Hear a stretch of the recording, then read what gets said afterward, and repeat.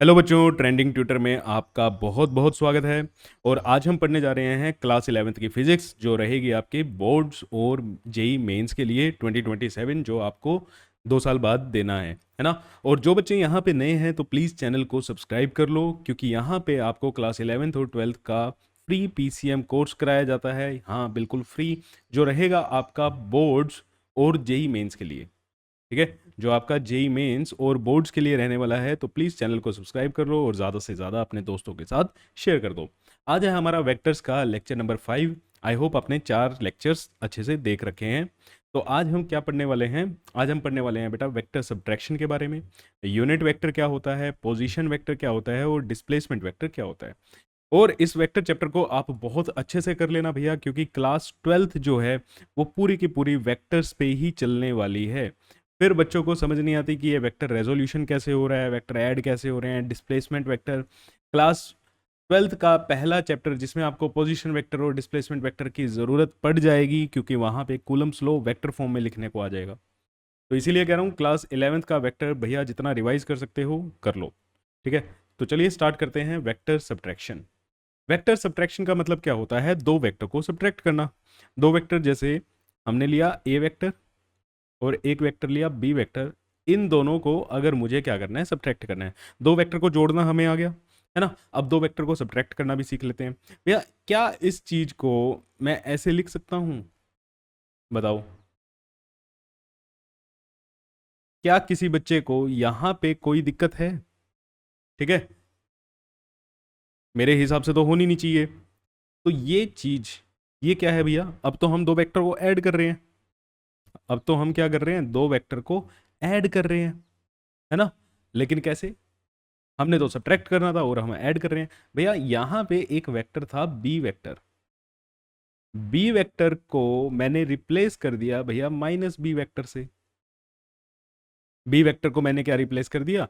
Minus B vector से। Means अगर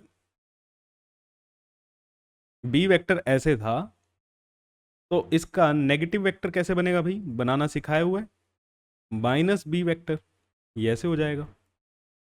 ठीक है, ये चीज ऐसे हो जाएगी। क्लियर है? इसमें कोई दिक्कत बताओ? नहीं। तो अब जैसे एक वेक्टर ये है हमारा ए वेक्टर, और एक वेक्टर ये है हमारा बी वेक्टर। अगर हमें इसे क्या करना है, सब्ट्रैक्ट करना है, हम चाहते हैं ए माइनस बी निकालना, तो मैं क्या करता हूं, ए वेक्टर को तो एज इट इज रखते हैं, ए वेक्टर को तो एज इट इज रखते हैं, बी वेक्टर को, ठीक है, इसको थोड़ा सा इधर बनाते हैं। ए वेक्टर को हमने एज इट इज रखा और बी वेक्टर की जगह मैंने क्या लिख दिया? Minus B vector. Minus B vector ऐसे बनेगा भाई, माइनस बी वेक्टर इधर होगा ना। तो मीन्स पहले यहां पे इनके बीच में एंगल कितना था? थीटा था। ये एंगल कितना था? थीटा था। तो अब एंगल कितना हो जाएगा? पाई माइनस थीटा। अब एंगल कितना हो जाएगा? पाई माइनस थीटा। बात समझ आई? क्लियर है? अरे भैया बात समझ आई ना? तो मेरे हिसाब से ये सब चीजें ठीक, यहां तक किसी को कोई दिक्कत? तो अब इन दोनों को अगर हमें ऐड करना है, इन दोनों का एडिशन होता। ठीक है, चलो इसको मैं नेक्स्ट पेज पे लेके चलता हूं।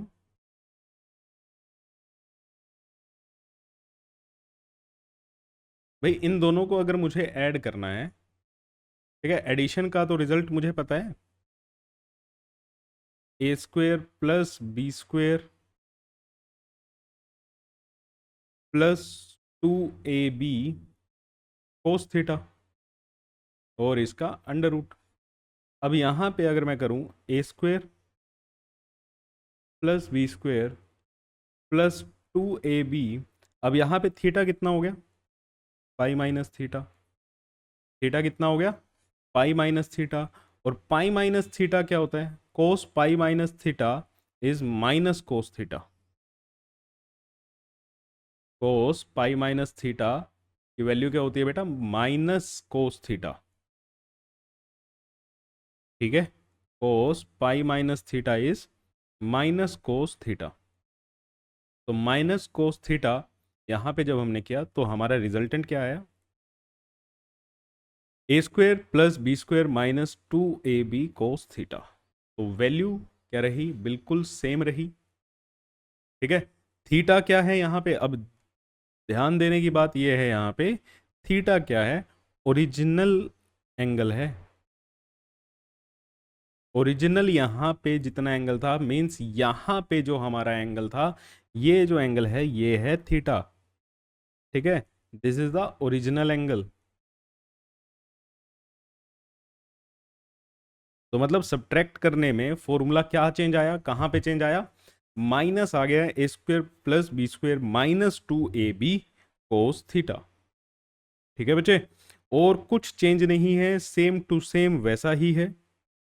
क्लियर, आपने जस्ट क्या किया, हमने इसको डेराइव कैसे किया कि भैया हम ए वेक्टर माइनस बी वेक्टर को कैसे लिख सकते हैं, हमें तो ऐड करना आता है, तो हमने ऐड करने के हिसाब से ही चले।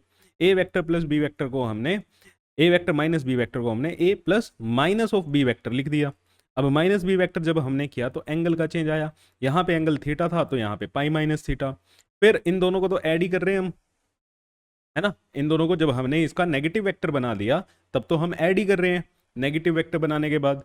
तो नेगेटिव वेक्टर बनाने के बाद जब हमने ऐड किया तो हमने वैल्यूज डाली। अब हमारा एंगल क्या हो गया था यहाँ पे, पाई माइनस थीटा। एंगल क्या हो गया था, पाई माइनस थीटा। तो वो पुट किया तो हमारे पास रिजल्टेंट की वैल्यू क्या आई, A square plus B square minus 2ab cos theta. ठीक है, क्लियर है, चलो बहुत बढ़िया। इसमें कोई डाउट है तो भाई पूछ लेना कमेंट करके, मेरे हिसाब से तो कोई डाउट नहीं होना चाहिए।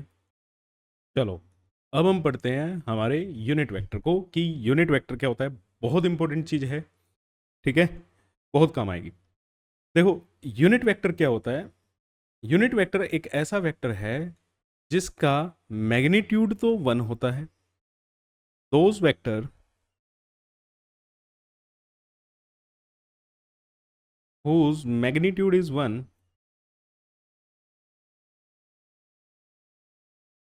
whose magnitude is 1। ठीक है, या इसको यूनिटी भी लिखते हैं भाई, कहीं पे यूनिटी लिखा है, यूनिटी का मतलब क्या होता है 1, and direction is fix, and direction is fix. इसकी डायरेक्शन फिक्स होती है, जी हाँ, इसकी डायरेक्शन फिक्स होती है। ठीक है, जैसे हम,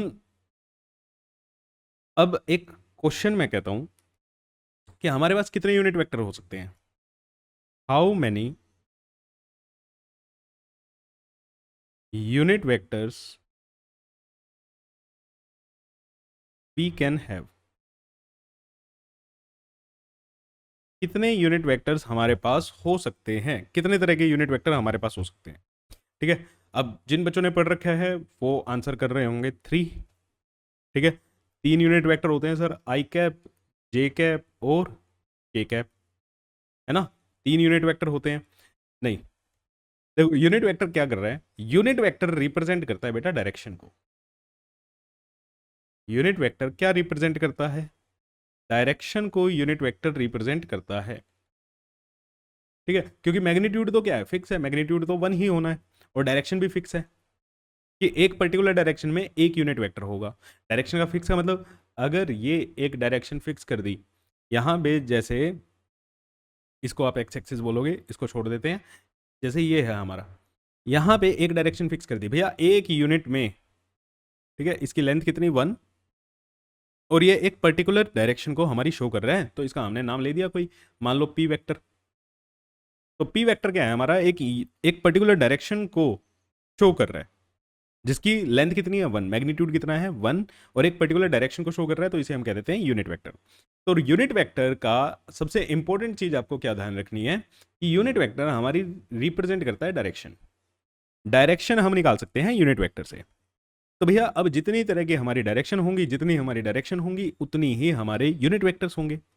तो हमारे पास कितनी डायरेक्शन हो सकती हैं, इनफाइनाइट डायरेक्शंस हैं। ठीक है, इनफाइनाइट डायरेक्शंस हैं भैया। एक अगर यहां पे आप खड़े हो जाओ, एक पॉइंट पे अगर आप खड़े हो जाओ, तो कितनी डायरेक्शन आप देख सकते हो, 1, 2, 3 4, जनरली बच्चे यही कहते हैं, नॉर्थ साउथ ईस्ट वेस्ट, है ना। फिर कुछ होंगे वो ये भी कहेंगे इनके बीच की। अरे भैया ये तो कॉमन है, ठीक है। हर एक एंगल पे, हर एक माइक्रो एंगल पे भी आपकी डायरेक्शन चेंज हो जाएगी। अपनी गर्दन को थोड़ा थोड़ा थोड़ा थोड़ा डायरेक्शन में हिलाते रहो, ठीक है, चेंज करते रहो। कितनी सारी डायरेक्शंस निकल सकती हैं एक पॉइंट से, ये देख लो। अभी भी ये कम है, अभी जो मैंने ये इतनी निकाली हैं ये भी क्या है, कम है। तो एक पॉइंट से आप infinite number of unit vectors निकाल सकते हो, ठीक है। तो we can have infinite numbers of unit vector, ठीक है। तो इसके आंसर में क्या लिखेंगे, we can have we can have infinite number of unit vectors, infinite number of unit vectors, as unit vector represent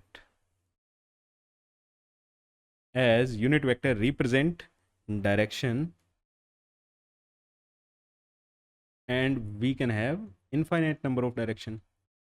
चलो इतना ज़्यादा डिटेल जाने की जरूरत नहीं है कि यूनिट वेक्टर डायरेक्शन को रिप्रेजेंट करता है, तो इनफाइनाइट डायरेक्शन पॉसिबल हैं एक पॉइंट से, तो एक पॉइंट से हम infinite number of unit vectors निकाल सकते हैं, ठीक है। तो फिर अब तुम्हारे दिमाग में हो रहा है सर जो हमने पढ़ा हुआ है वो क्या है, आई कैप, जे कैप, के कैप, है ना।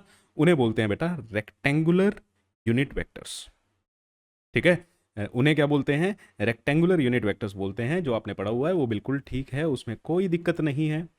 अब समझो वो क्या है, ठीक है जी। अब समझो वो क्या है यूनिट वेक्टर। दिमाग में तुम्हें क्या रखना है, दिमाग में रखना है कि जो यूनिट वेक्टर होता है, यूनिट वेक्टर क्या रिप्रेजेंट करता है, डायरेक्शन। यूनिट वेक्टर क्या रिप्रेजेंट करता है, डायरेक्शन।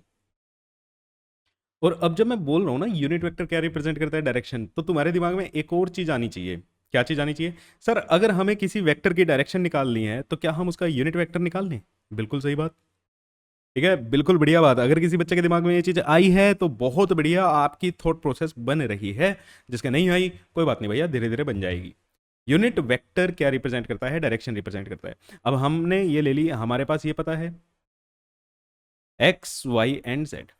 मान लेते हैं स्पेस में यहां पे कोई एक पॉइंट है जिसके कोऑर्डिनेट्स हैं 2,3,5, 2,3,5, और ये है हमारा ओरिजिन, ठीक है। इसमें कोई दिक्कत नहीं, इसमें कोई दिक्कत नहीं।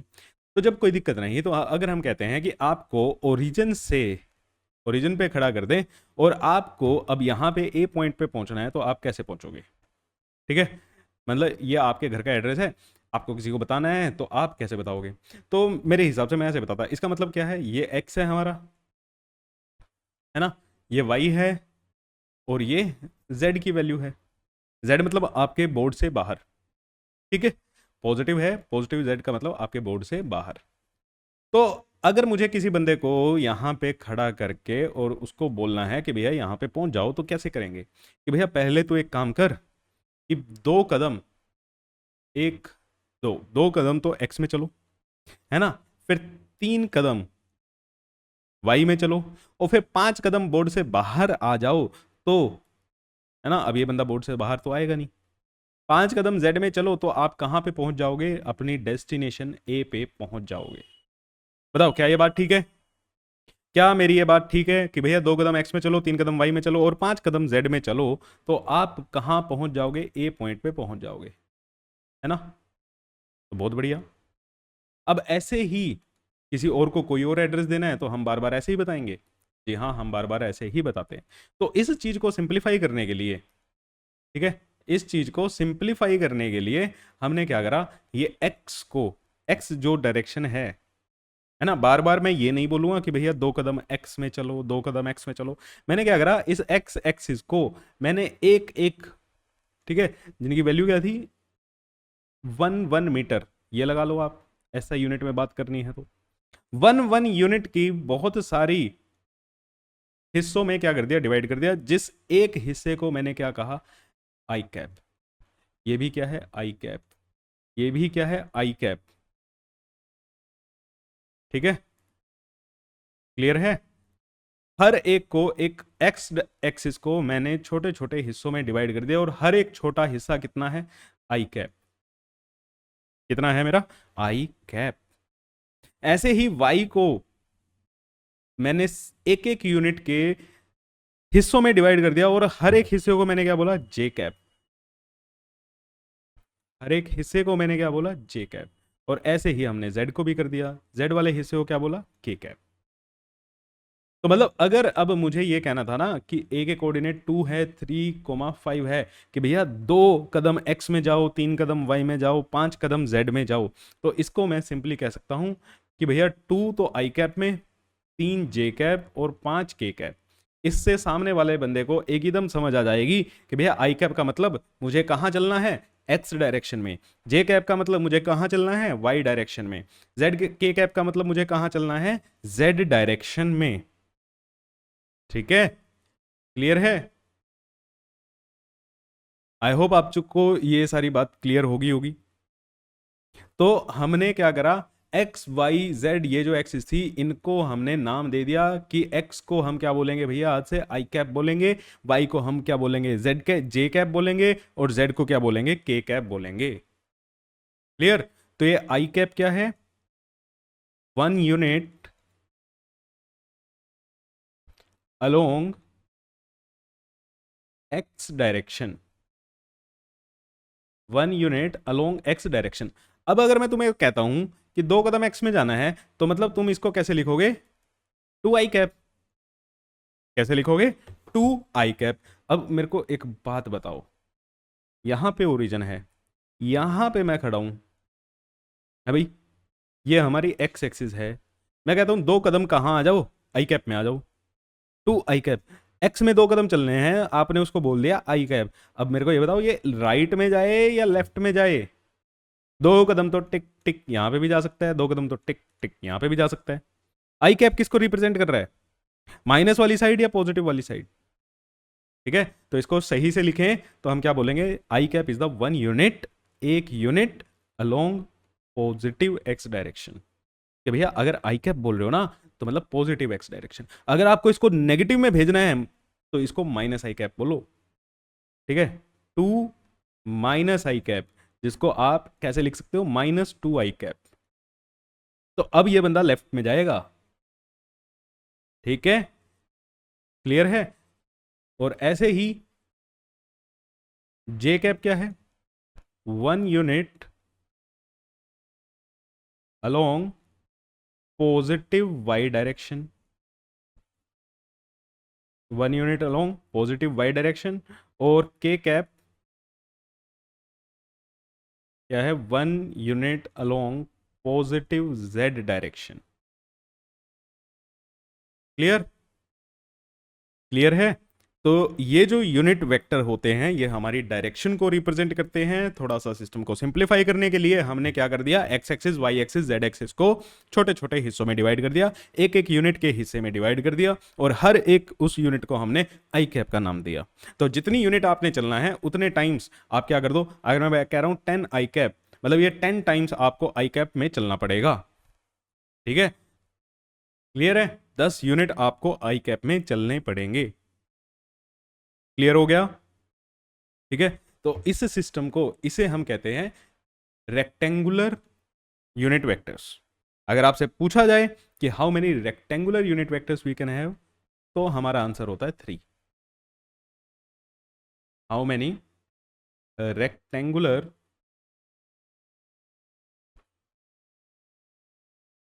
Unit vectors we can have, तो इसका आंसर आएगा 3। ठीक है, 3 यूनिट वेक्टर होते हैं, 3 रेक्टेंगुलर यूनिट वेक्टर होते हैं, आई कैप, जे कैप एंड के कैप। अब किसी बच्चे के दिमाग में आ रहा है कि सर इनको रेक्टेंगुलर क्यों बोल रहे हो आप,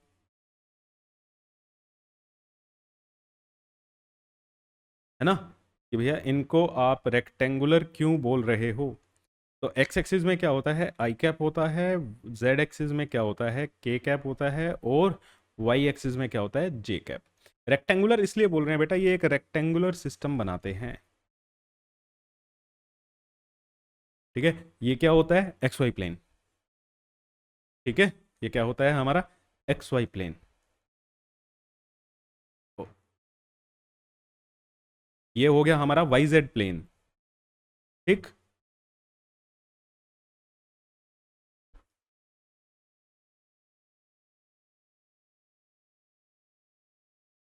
और ये हो गया हमारा एक्स जेड प्लेन। तो ये तीन रेक्टेंगल दिख रहे हैं आपको, इसीलिए इनको क्या बोल रहे हैं हम, रेक्टेंगुलर यूनिट वेक्टर्स। इसीलिए इनको क्या बोल रहे हैं हम, रेक्टेंगुलर यूनिट वेक्टर्स। क्लियर है, चलो बहुत बढ़िया। अच्छा, अब मेरे को एक चीज ये बताओ कि यूनिट वेक्टर क्या होते हैं जिनका मैग्नीट्यूड सेम, यूनिट वेक्टर क्या होते हैं जिनका मैग्नीट्यूड क्या होता है, सेम होता है, ठीक है। अब मेरे को ये बताओ, क्या मैं ये चीज लिख सकता हूं कि I cap is equal to J cap is equal to K cap, this is true और फॉल्स? क्या मेरा ये लिखना ठीक है या गलत है? चलो भाई, आई होप आपने आंसर कर दिया होगा। तो दिस इज फॉल्स बेटा, ये ट्रू नहीं है। सर इनका सबका वैल्यू तो वन वन ही तो होता है, ये सेम ही तो है, मैग्नीट्यूड सेम है, ठीक है। इसका रीजन क्या है, there magnitude is same, there magnitude is same, इनका मैग्नीट्यूड तो सेम है, but not direction, but not direction, इनकी डायरेक्शन सेम नहीं है। मैंने आपको पढ़ना सिखाया था इक्वल वेक्टर्स, ये किसका साइन है, इक्वालिटी का साइन है ना। इक्वल टू का मतलब ये दोनों बराबर हैं, बराबर तो भैया मैग्नीट्यूड में है। अगर मैं इसको ऐसे लिखता, आई कैप जे कैप के कैप, अब ये वेक्टर्स हैं, कैप इनके आगे जरूर लगा हुआ है, कैप इनके सर पे जरूर लगा हुआ है, क्योंकि ये डायरेक्शन को रिप्रेजेंट करते हैं, है तो भैया ये वेक्टर, है ना। तो वेक्टर हैं, वेक्टर तो दो वेक्टर कब इक्वल होते हैं, जब उनका मैग्नीट्यूड भी सेम हो और उनकी डायरेक्शन भी सेम हो,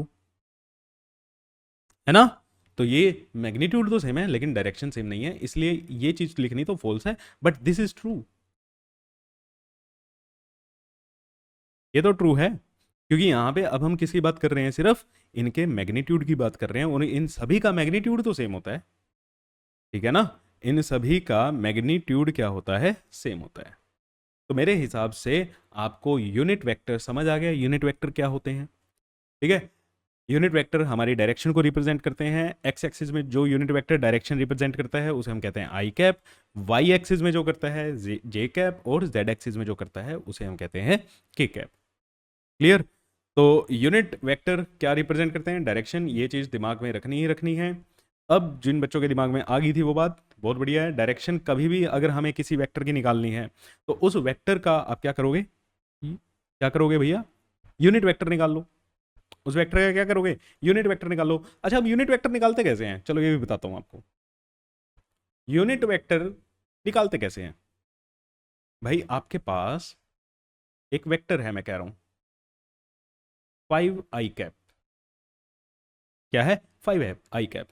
अब आपको चाहिए इसका यूनिट वेक्टर, इसकी डायरेक्शन, डायरेक्शन कैसे निकालते हैं, उसके वेक्टर को उसके मैग्नीट्यूड से अगर आप डिवाइड कर दो तो आपके पास क्या बचेगा, सिर्फ इसकी डायरेक्शन ही तो बचेगी, आई कैप ही तो बचेगा, है ना।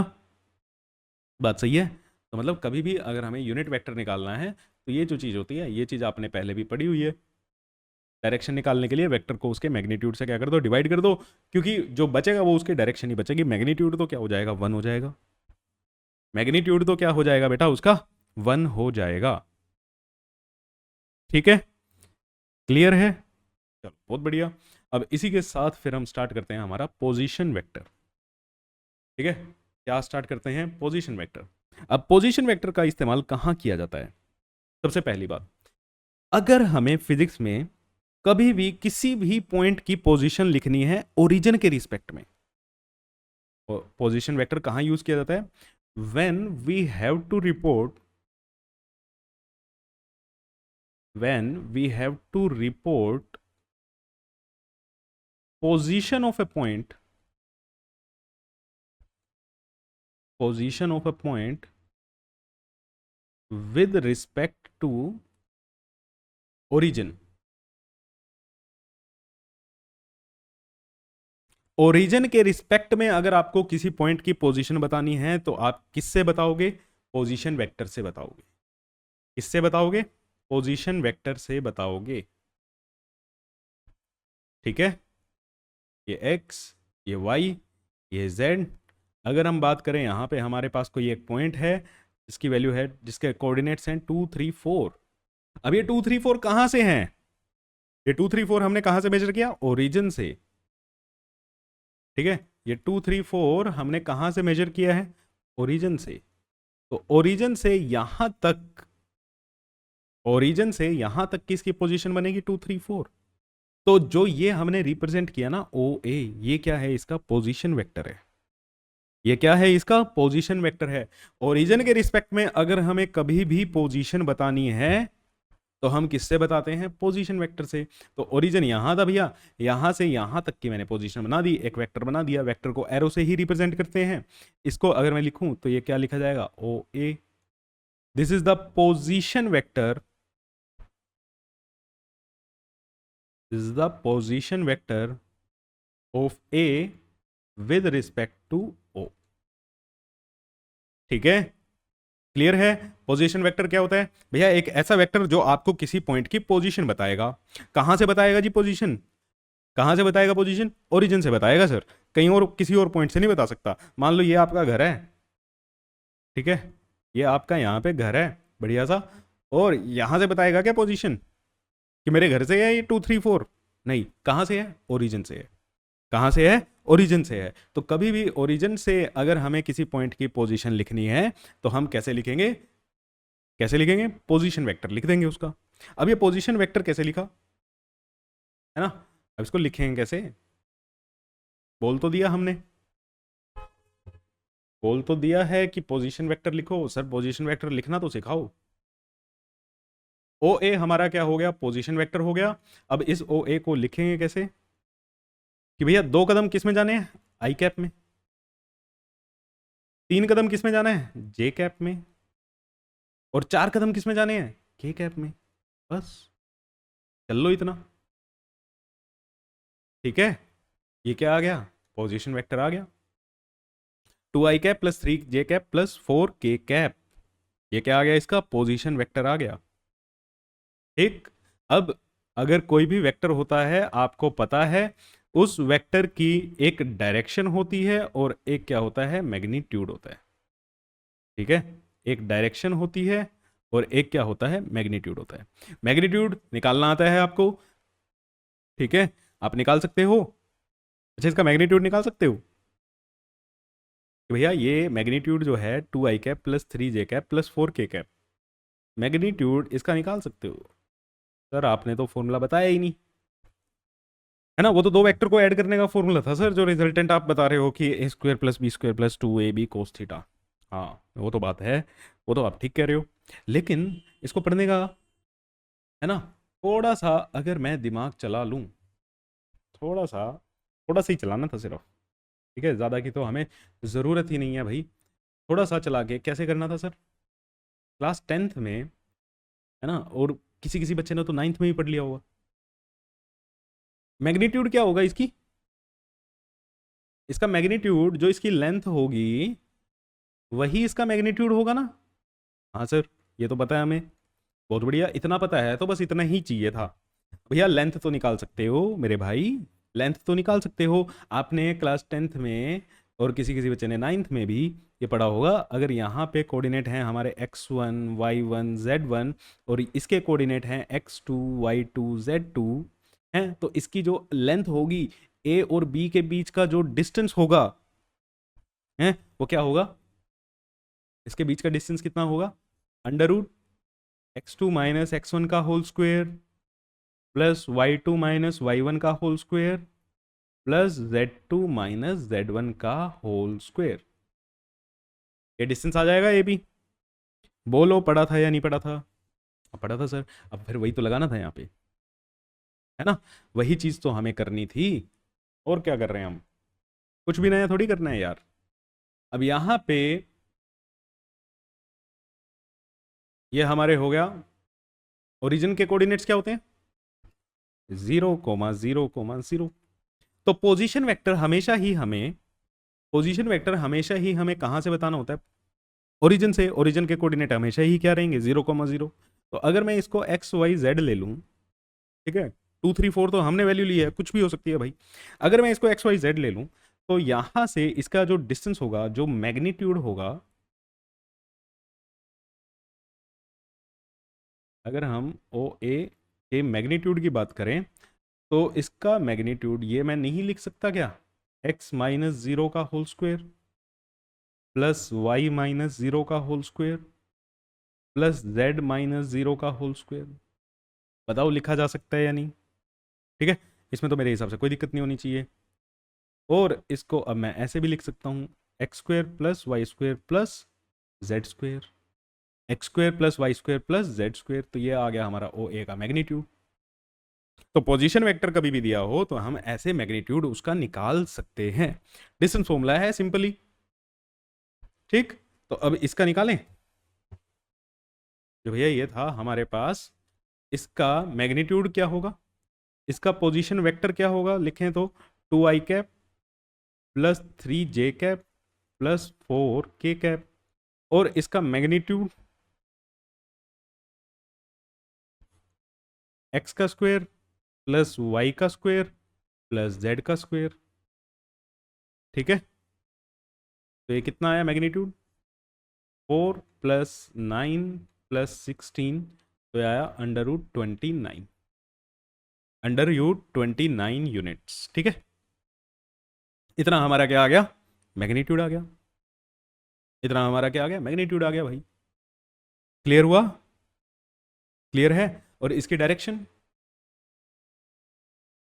डायरेक्शन कैसे निकालते हैं, उस वेक्टर को उसके मैग्नीट्यूड से क्या कर दो, डिवाइड कर दो।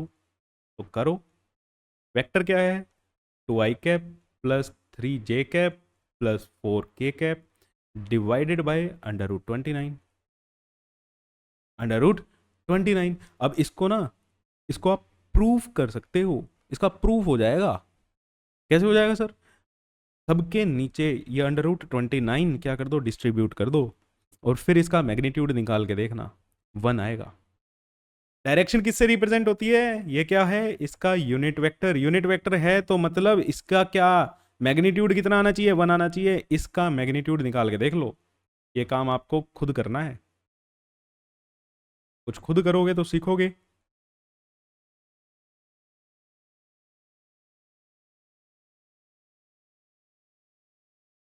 ठीक है, अभी मैग्नीट्यूड निकालना सिखा दिया। इसका मैग्नीट्यूड निकालोगे, 2/√29, 3/√29, 4/√29 का स्क्वायर करोगे, ऐड करोगे तो भैया 1 आएगा। और यूनिट वेक्टर क्या होता है, डायरेक्शन रिप्रेजेंट करता है, और उसका मैग्नीट्यूड क्या होता है, 1 होता है, तो इसका भी 1 ही आएगा। बताओ मजा आया या नहीं आया? तो किसी भी पॉइंट की अगर आपको पोजीशन बतानी है ओरिजिन के रिस्पेक्ट में, तो आप क्या बताओगे, उसका पोजीशन वेक्टर बताओगे। क्या बताओगे, पोजीशन वेक्टर बताओगे।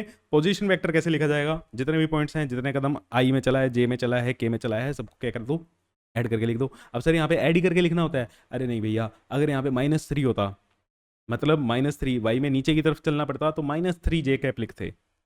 ठीक है, जिसके साथ भी माइनस में हो, जिस डायरेक्शन में चल रहा है, उसी डायरेक्शन को आपने ले लेना है। ठीक है, कोई दिक्कत? तो मेरे हिसाब से अभी तक कोई दिक्कत नहीं होनी चाहिए। तो अगर इन जनरल मैं आपको समरी दूं, ठीक है, पोजीशन वेक्टर की अगर मैं आपको बेटा समरी दूं,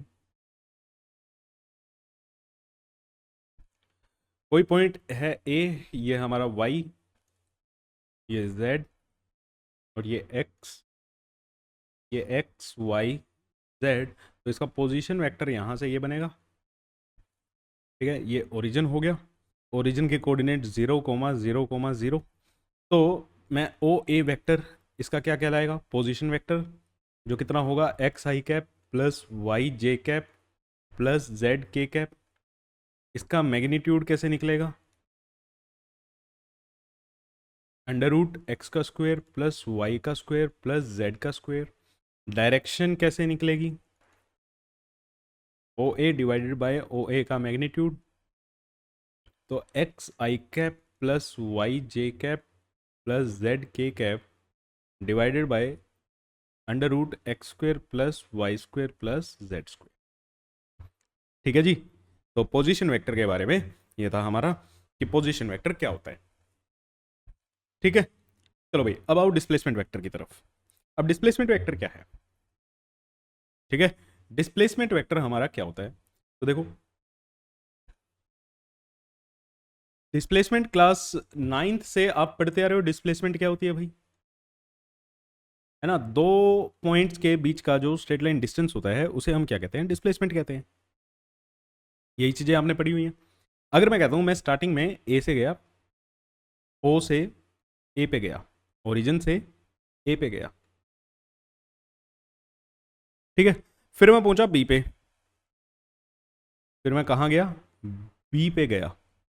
तो ओ से ये बी तक का जो डिस्टेंस होगा, ये बी की पोजीशन है विद रिस्पेक्ट टू ओ, तो ये क्या होगा? पोजीशन वेक्टर होगा ओ बी। ऐसे ही ए की position with respect to O क्या कहलाएगी? Position vector O A. पहले मैं इनिशियली मैं ए पे गया, फिर मैं गया बी पे। तो अगर मुझे डिस्प्लेसमेंट वेक्टर बनाना है कि भैया ए और बी के बीच में कितना डिस्टेंस है, अब मुझे पता करना है बी के बारे में ए के रिस्पेक्ट में। बात समझ आई? अभी जो मैं ये ओ बी लिख रहा हूं, ये क्या है? ये बी का पोजीशन है ओ के रिस्पेक्ट में। अगर मैं चाहता हूं बी की पोजीशन मुझे ए के रिस्पेक्ट में बताओ, भैया जरूरी थोड़ी है यार कि पोजीशन आप हर बार ओरिजिन के रिस्पेक्ट में ही बताओगे। ये कहीं का रूल है क्या? किसी ने डिफाइन किया हुआ है क्या कि हम हमेशा ही ओरिजिन के रिस्पेक्ट में ही बताएंगे? अब ओरिजिन कहीं पे हो, नॉर्थ पोल पे ओरिजिन है, फिर बात समझ आई? तो पोजीशन तो हम कहीं से भी निकालना सीख सकते हैं। तो अगर मैं कह रहा हूं बी की पोजीशन मुझे ए के रिस्पेक्ट में बता दो, तो ये बनेगी, ये डिस्टेंस बनेगा, है ना भाई, बी ए से इतना दूर है, तो ये जो कहलाएगा ए बी,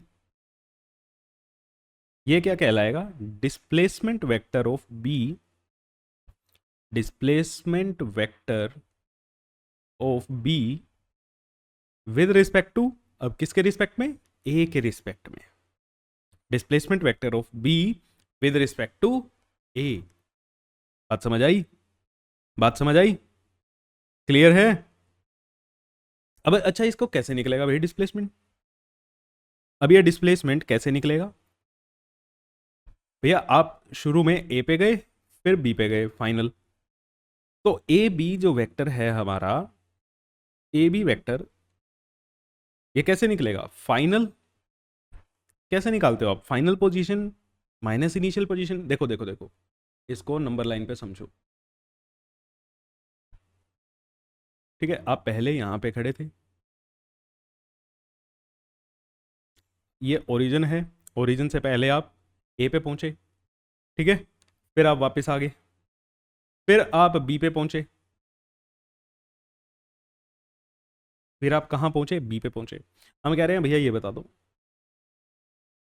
ये चीज आप कैसे बता पाओगे कि भैया ओ बी में से ये ओ ए को क्या कर दो? हटा दो, माइनस कर दो, ठीक है, ये आपने देख लिया ऐसे। तो फाइनल, बाद में आप बी पे पहुंचे थे, final vector minus initial vector,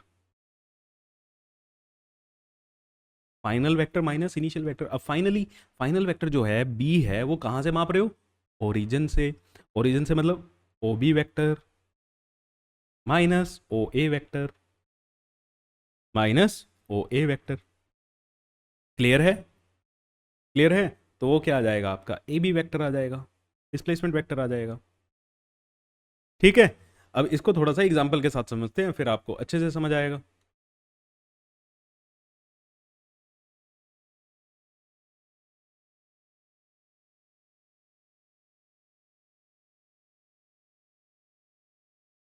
मान लो स्टार्टिंग में आप यहाँ गए ए पे, ए के कोऑर्डिनेट्स ले लेते हैं 2 3 4, फिर आप गए बी पे, बी के कोऑर्डिनेट्स ले लेते हैं 5 6 8, ठीक है। तो इनका जो डिस्प्लेसमेंट वेक्टर होगा वो ये होगा A B, A B vector क्या होगा? डिस्प्लेसमेंट वेक्टर होगा।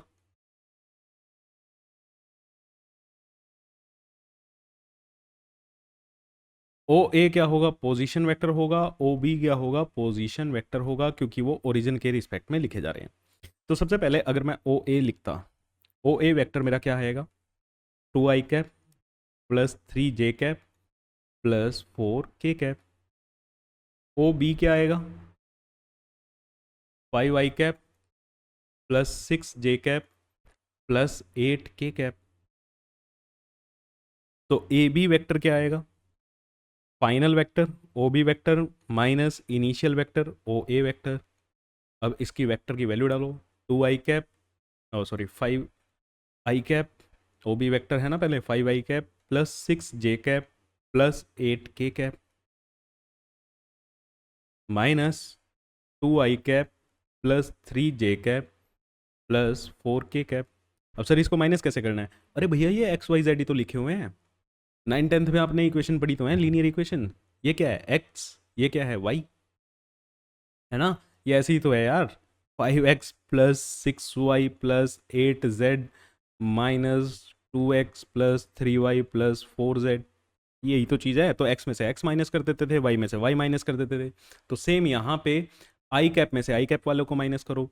तो ए बी वेक्टर मेरे पास क्या आया?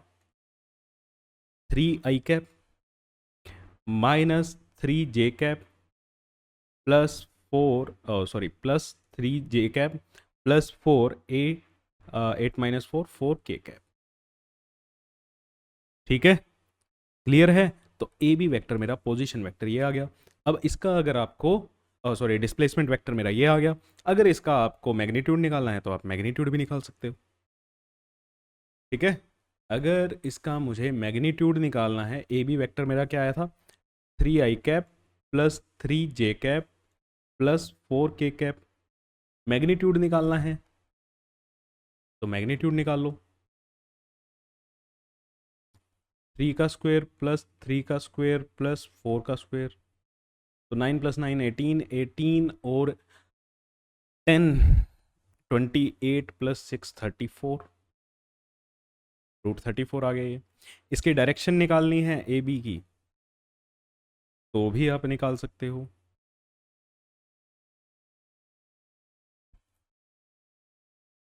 थ्री आई cap plus 3j cap plus 4k cap divided bye √34। ठीक है जी। तो पोजीशन वेक्टर और डिस्प्लेसमेंट वेक्टर क्लियर हैं, और ज़्यादा अच्छे से क्लियर हो जाएंगे जब आप इनको क्वेश्चंस में यूज़ करोगे। अभी के लिए आप समझ आया डिस्प्लेसमेंट वेक्टर हम कहाँ पे निकालेंगे, पोजीशन वेक्टर हम कहाँ पे डिफाइन करते हैं।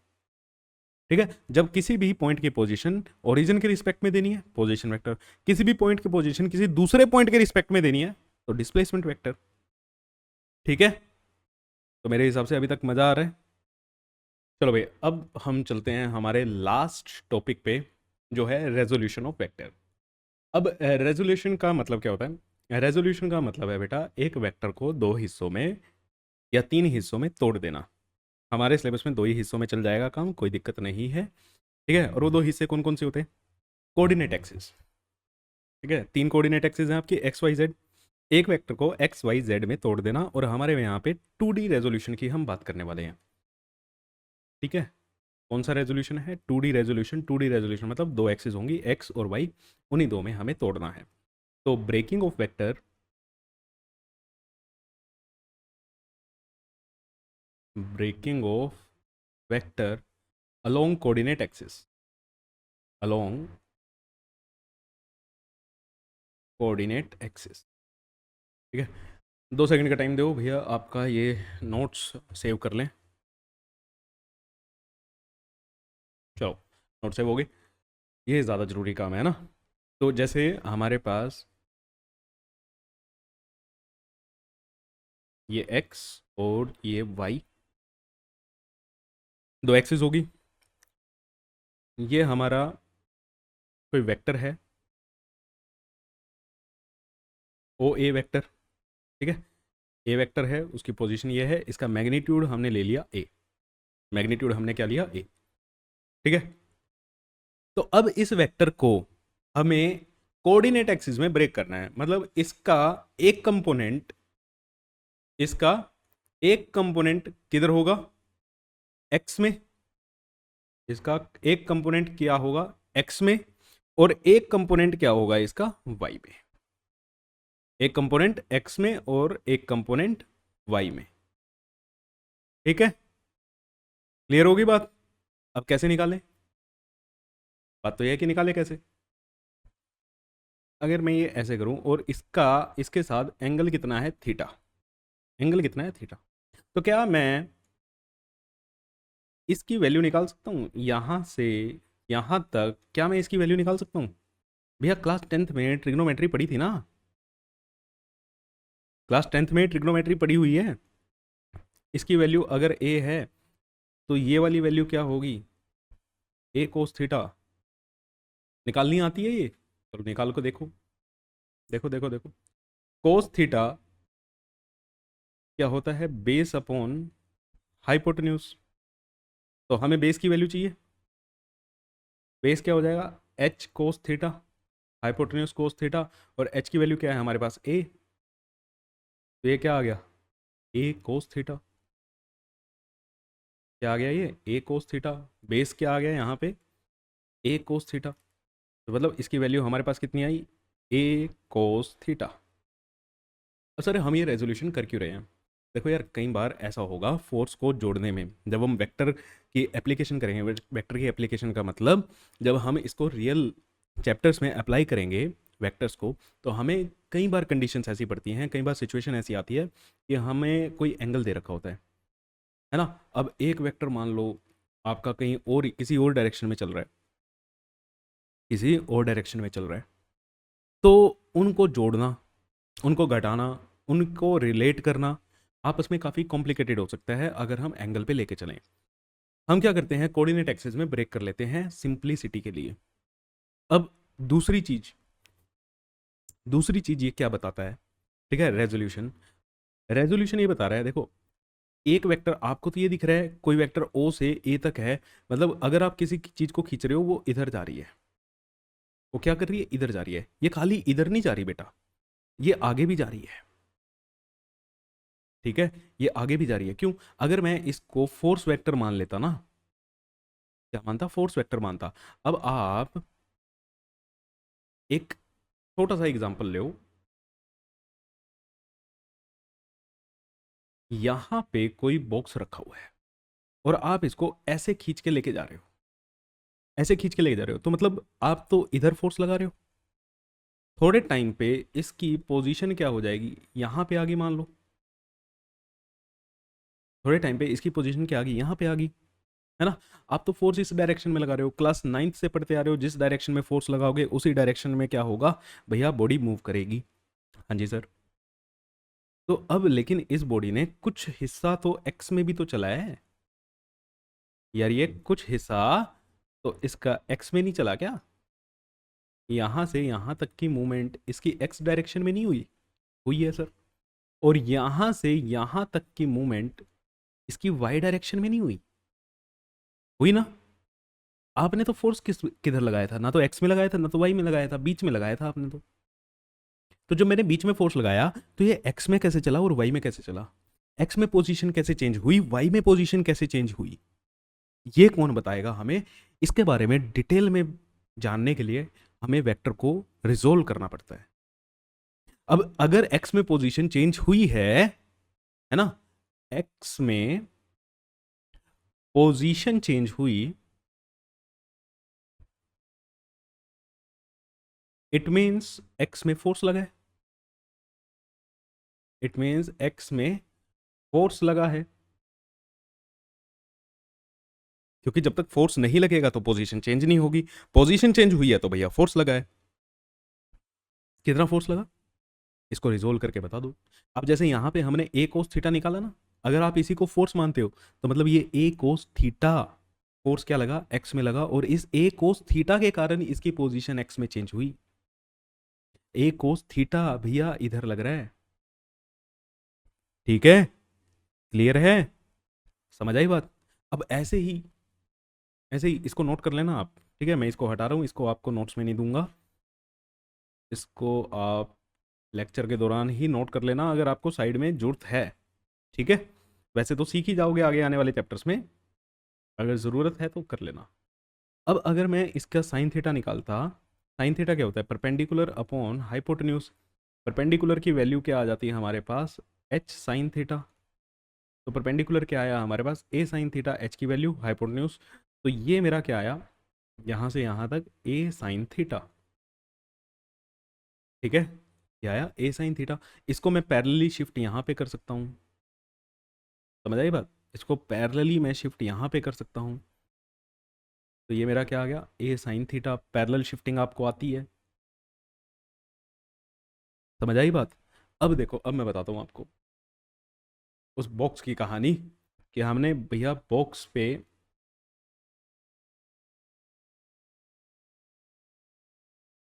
एक्स वाई, हमने बॉक्स पे हम बीच में ऐसे फोर्स लगा रहे हैं।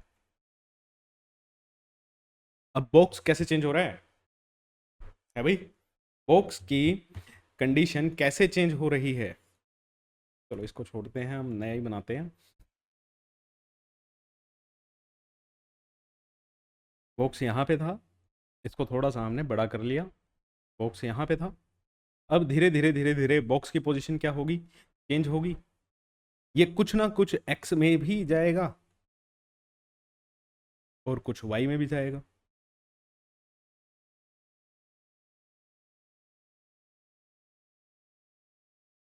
ऐसे बॉक्स की पोजीशन क्या होती रहेगी, चेंज होएगी, बताओ हाँ या ना, है ना। तो इसको एक्स में भी कोई ना कोई लेके जा रहा है, इसको वाई में भी कोई ना कोई लेके जा रहा है, समझ आया बात। अब वो कैसे, देखो, इस फोर्स को यहां पे थीटा मान के रिजोल्व कर लो। ये क्या है, एफ कोस थीटा। और इसका परपेंडिकुलर कंपोनेंट यहां क्या आएगा, एफ साइन थीटा। ये जो एफ कोस थीटा है, ये इसको आगे आगे लेके जाने वाला फोर्स कौन है, एफ कोस थीटा। ऊपर लेके जाने वाला फोर्स कौन है, एफ साइन थीटा। समझ आई बात। बीच में फोर्स लग रहा है वो मेरे को नहीं, अब हटा दो इसको, जब आपने रिजोल्व कर लिया तो बीच वाले फोर्स को हटा दो, ठीक है। उसको अब उसका कोई काम नहीं, उसको हमने दो कंपोनेंट में तोड़ दिया है। अब ये कंपोनेंट मेरे को बता रहे हैं भैया ये इधर लेके गया, इसने इसके कारण ये इधर गया, और एफ साइन थीटा के कारण ये थोड़ा सा ऊपर चला, क्योंकि ये आगे भी चल रहा है और ऊपर भी चल रहा है, आगे भी चल रहा है तो ऊपर भी चल रहा है। भैया आगे लेके जाने वाला भी कोई ना कोई फोर्स होगा, ऊपर लेके जाने वाला भी कोई ना कोई फोर्स होगा। तो आगे लेके जाने वाला फोर्स कौन, एफ कोस थीटा। ऊपर लेके जाने वाला फोर्स कौन, एफ साइन थीटा, ठीक है। क्लियर है। तो इसलिए हमें वेक्टर का रेजोल्यूशन बहुत ज़रूरी है। हमें आना चाहिए कि दो वेक्टर्स को हम रिजोल्व कैसे करते हैं। क्लियर हुआ मेरे बच्चे, ठीक है। इसको हम बोल देते हैं, अब ये इसको हम बोल देते हैं, ये क्या है, इसका एक्स डायरेक्शन में है ना, तो ये है इसका एक्स कंपोनेंट, और ये है इसका वाई कंपोनेंट जो इसको वाई में लेके जा रहा है। ये इसका एक्स कंपोनेंट जो इसको एक्स में लेके जा रहा है, ठीक है। जैसे अगर मैं अब आपको कहूं, ये एक्स ये वाई, हमारे पास कोई एक वेक्टर है, ठीक है। इसका मैग्नीट्यूड है 5, और कितने एंगल पे है वो, 60 डिग्री के एंगल पे है। तो अगर मुझे इसका एक्स कंपोनेंट और वाई कंपोनेंट लिखना है, ठीक है, एक्स कंपोनेंट कोस थीटा, मतलब इसको रिजोल्व करोगे, इसको ऐसे रिजोल्व करोगे और ट्रिग्नोमेट्री की हेल्प से निकाल लोगे, तो ये जिस साइड एंगल होता है उस साइड आता है कोस, कोस 60, और इधर क्या आ जाएगा, साइन 60। अब ये मत कहना कि वर्टिकल वाई वाला साइन ही आएगा, नहीं नहीं नहीं, जिस साइड एंगल होता है वो कोस आता है, जिस साइड एंगल के ऑपोजिट साइड क्या आता है, साइन आता है, ठीक है। काउंटर साइड क्या आता है, साइन आता है। ये ट्रिग्नोमेट्री से निकालते हैं हम, निकालना बेसिक ये है, ठीक है। ये हमारा बेसिक है, बेसिक कॉन्सेप्ट रेजोल्यूशन का हमारी ट्रिग्नोमेट्री है जो आपने क्लास 10th में पढ़ी थी। तो इसका एक्स कंपोनेंट 5 कोस 60, और इसका वाई कंपोनेंट 5 साइन 60। अगर मुझे ये ए वेक्टर लिखना हो एक्स और वाई में, ठीक है। अब इसका क्या होगा, एक X component plus Y component, 5 cos 60 plus 5 sin 60। X component Y component, X component के साथ क्या आता है आई कैप, वाई वाले के साथ जे कैप। ये तो इसका मैग्नीट्यूड है ना, ठीक है। रिजोल्व करके ये क्या आएगा, इसका मैग्नीट्यूड आएगा। तो cos 60 की वैल्यू 1/2 होती है, तो ये 5/2 आई कैप, और sin 60 की वैल्यू √3/2, तो 5 √3/2 जे कैप। ये ए वेक्टर ये ऐसे बन गया, ठीक है। क्लियर है। अगर हमें वेक्टर लिखना है, अच्छा इसका उल्टा भी कर सकते हो भाई। चलो एक एग्जांपल लास्ट मैं आपको ये बता देता हूँ, कई बच्चे ध्यान क्या दे देते हैं कि भैया एक्स के साथ तो कोस आ रहा है, वो एंगल डिसाइड करेगा। अगर मैं ये ले लेता हूँ 5 ही ले लेते हैं, ये ए वेक्टर, ठीक है। और एंगल इस बार हम ऐसे ले लेते हैं 30, पहले 60 था, अब ये क्या हो गया 30। तो इसको जब हम रिजोल्व करेंगे, एक कंपोनेंट इसका ये आएगा इधर, और एक कंपोनेंट इसका ये आएगा, ठीक है। मतलब कुछ एक्स में, एक्स वाला कंपोनेंट इस बार ये हो जाएगा। अब एक्स में कितना आएगा, ये इसका एक्स कंपोनेंट कितना आएगा, 5 sin 30, निकाल के देख लो, ठीक है। और वाई कंपोनेंट क्या आएगा इसका, 5 cos 30। तो ए वेक्टर अगर मुझे लिखना है 5 sin 30 आई कैप प्लस 5 cos 30 जे कैप, ठीक है। तो 5/2 आई कैप प्लस 5 √3/2 जे कैप, ए वेक्टर की वैल्यू। तो यह मैंने आपको इसलिए बताया क्योंकि बच्चे कई बार मान लेते हैं कि एक्स में तो कोस आता है। नहीं, एक्स में कोस नहीं आता, वो डिपेंड करेगा भैया एंगल कैसा है, ठीक है। वो डिपेंड करता है हमारे पास कि हमें एंगल कैसा है। तो आई होप आपको तीनों चीज़ें पूरी डिटेल में समझ आ गई हैं। रेजोल्यूशन क्या होता है, डिस्प्लेसमेंट वेक्टर क्या होता है, पोजीशन वेक्टर क्या होता है, ठीक है। तो मिलते हैं आपसे नेक्स्ट क्लास में। आज का हमारा टारगेट कंप्लीट हो चुका है। सब्सक्राइब कर लो, 2 और आए, 2 से 3 लेक्चर और आएंगे वेक्टर्स के ऊपर, फिर हमारा चैप्टर स्टार्ट हो जाएगा। अब रेगुलर क्लासेस आपकी आ जाएंगी, ठीक है। कल भी आपकी क्लास आएगी, मतलब कल तो ट्यूसडे है, केमिस्ट्री की आएगी, वेडनेसडे आपको फिजिक्स की क्लास मिल जाएगी। चैनल को शेयर करते रहो, ठीक है, और पढ़ते रहो भाई। मिलते हैं आपसे नेक्स्ट क्लास में।